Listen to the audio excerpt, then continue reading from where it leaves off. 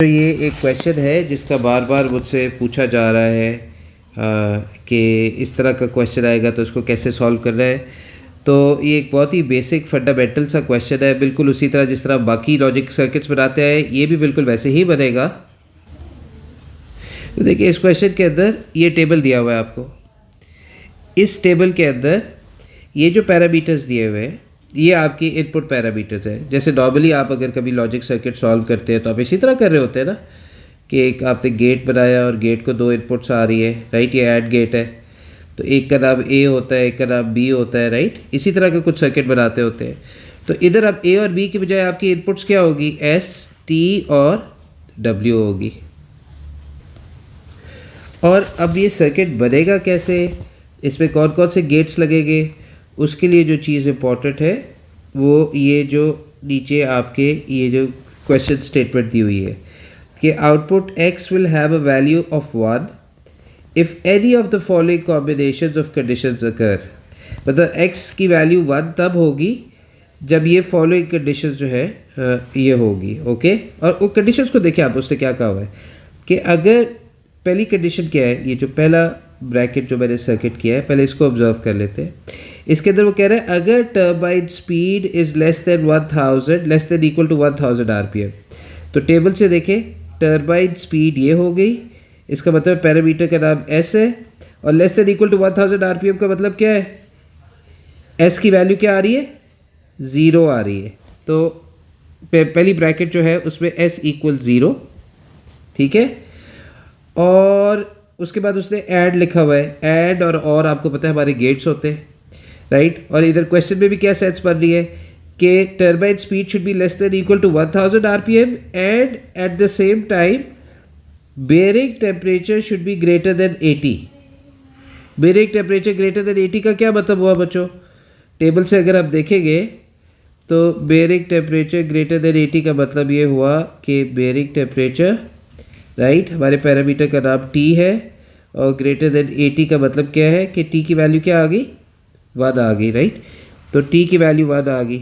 तो उसने यहाँ पे हमें कहा क्या हुआ है, turbine speed should be less than equal to 1000 RPM and bearing temperature should be greater than equal to and bearing temperature should be greater than 180। तो एस इज इक्वल टू 0 और दरम्यान में क्या है, एड, ऐसे ही है ना, यही उसने हमें बताया हुआ है। तो एक तरह से आप देखिए ये हमारी लॉजिक रोटेशन बन गई है, एस की वैल्यू 0 है and T is equal to 1।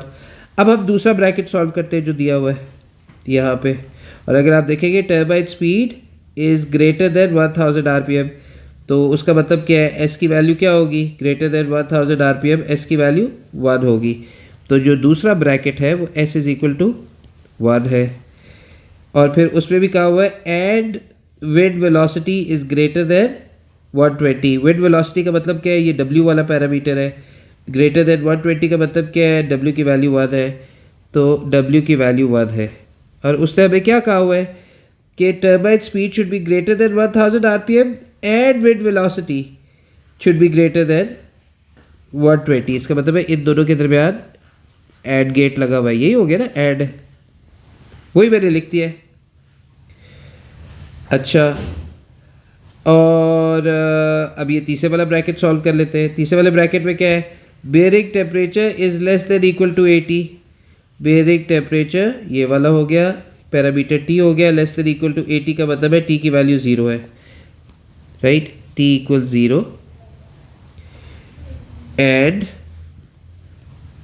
What बच्चों, and wind velocity is greater than 120। Wind velocity W आ गया, ग्रेटर देन 120 का मतलब क्या हो गया, डब्ल्यू की वैल्यू 1 होगी एंड डब्ल्यू इक्वल्स 1, ओके। तीनों ब्रैकेट्स हमने सॉल्व कर लिए, ये वाला भी, ये वाला भी और ये वाला भी। अब अगर आप गौर करेंगे ना तो उसने ये जो स्टेटमेंट दी हुई है उसमें उसने क्या कहा हुआ है, अब उसने इधर जो है इस वाली सर्किट और इस वाले सर्किट, या तो ये मतलब ये जो ब्रैकेट्स है ये एक सर्किट बन गया और नीचे वाले ब्रैकेट्स ये दूसरा सर्किट बन गया। इनके दरमियान में उसने कौन सा गेट लगाया हुआ है, ये और वाला लगाया हुआ है। तो ये पहले और दूसरी ब्रांच के दरमियान और आ गया, और फिर इसके दरमियान में और इसके दरमियान में क्या लगा हुआ है, ये वाला और गेट लगा हुआ है। आप इसको ऐसे ही पढ़ेंगे ना, ईदर दिस कंडीशन और दिस कंडीशन और दिस कंडीशन, तो यहाँ पे भी और लगा हुआ है। तो ये आपकी लॉजिक नोटेशन बन गई है बेसिकली। उसने यही कहा था कि x की वैल्यू 1 तब होगी जब ये वाली कंडीशन जो है आपकी फुलफिल होगी। ऐसे ही हो गया ना। तो यहाँ पे हम बेसिकली ये कहना चाह रहे हैं x will be equal to 1 if s is 0 and t is 1 और s is 1 and w is 1 और t is 0 and w is 1। अब देखिए इसकी बेस पे सर्किट बनाना बहुत आसान है। अगर आपने एक दफ़ा ये लॉजिक नोटेशन लिख ली है तो आप सर्किट बना सकते हैं। और तो जल्दी से अब हम इस लॉजिक नोटेशन की मदद से सर्किट बना लेते हैं। बाय द वे इसको आप दूसरे तरीके से भी लिख सकते हैं। आपको पता है ना s इज इक्वल टू 0 का मतलब क्या होता है? इसका मतलब होता है नॉट गेट लगा हुआ है। इस ऐड गेट को ये जो s की वैल्यू है ये नॉट गेट के थ्रू फीड हो रही है। तो मैं इसी लॉजिक नोटेशन को दूसरे तरीके से दोबारा से आपके सामने लिख देता हूँ और मे बी मैं दूसरे कलर की एक यूज़ कर लेता हूँ। तो यहाँ पे ये x is equal to 1 if not s, right, यही हो गया ना, s is equal to 0 not s होता है, एड t और दूसरा ब्रैकेट क्या है s एंड w है ना, तो s एंड w ये डायरेक्टली फीड हो रहे हैं एंड गेट को। उसके बाद और ये तीसरा ब्रैकेट हमारा क्या बनेगा, t 0 है w 1 है, इसका मतलब t डॉट गेट के थ्रू फीड हो रहा है, dot t and w, there you go. अब तो ये सर्किट बनाना बहुत आसान हो गया। सबसे पहले अब ये वाला ब्रैकेट बनाएंगे। एक एंड गेट है, उस एंड गेट को दो इनपुट्स आ रही है, डॉट s और t आ रही है। तो ये लेट्स से ये हमारी t आ गई और ये जो s है ये डॉट गेट के थ्रू फीड हो रहा है। ऐसे हो गया। ये पहला ब्रैकेट हमने सॉल्व कर लिया है। उसके बाद दूसरा ब्रैकेट सॉल्व कर लेते हैं, s एंड w। तो यहाँ और ये गेट कौन सा है, ये एंड गेट है, राइट। ब्रैकेट को सॉल्व कर रहे हैं, राइट। तो यहाँ पे एंड गेट बना, ये s इधर आ गया और w इसको डायरेक्टली फीड हो रहा है, राइट, ओके। और अब आप देखेंगे कि ये पहले ब्रैकेट और दूसरे ब्रैकेट के दरमियान ये और गेट लगा हुआ है। तो इस आउटपुट और इस आउटपुट के साथ हम कौन सा गेट लगा देंगे, और गेट लगा देंगे, ओके। इसका मतलब अभी तक हमने क्या सॉल्व कर लिया है, अभी तक हमने ये वाला सर्किट सॉल्व कर लिया है, राइट। अब हमारे पास जो सॉल्व करने वाला बाकी बचा है वो ये वाला सर्किट बचा है। पहले इसको सॉल्व कर लेते हैं। और ये क्या है, एंड गेट है और एंड गेट को कौन सी दो इनपुट्स आ रही है, W आ रही है और डॉट T आ रही है। तो मैंने एक एंड गेट बनाया, उसको W आ रही है और डॉट T आ रही है। ये हमारी T वाली है, यहीं से मैं ये डॉट डाल के इसको यहाँ पे यूँ ले आता हूँ और ये ज़रा मैं ख्याल रखता हूँ और यहाँ पे डॉट गेट लगाता हूँ और ये आ गया, ठीक हो गया। अच्छा, मैंने ये वाला भी बना लिया है। अब अगर आप गौर करेंगे तो ये जो हमारा ये ऊपर वाला सर्किट है, ये जो हम सॉल्व कर चुके हुए, मतलब ये वाला, राइट,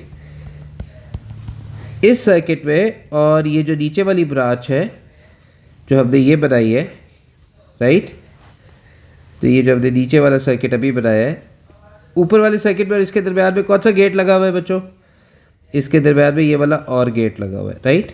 तो यहाँ पे मैं ये एक और गेट बनाऊँगा और इस और गेट को ये ऊपर वाले सर्किट से इनपुट आ रही है और यहाँ से इनपुट आ रही है और ये मेरी आउटपुट x आ गई। तो ये क्वेश्चन इस तरह सॉल्व हो गया, राइट। टेबल हमें हेल्प करता है लॉजिक नोटेशन बनाने में और लॉजिक नोटेशन की मदद से हम ये सर्किट सॉल्व कर लेते हैं।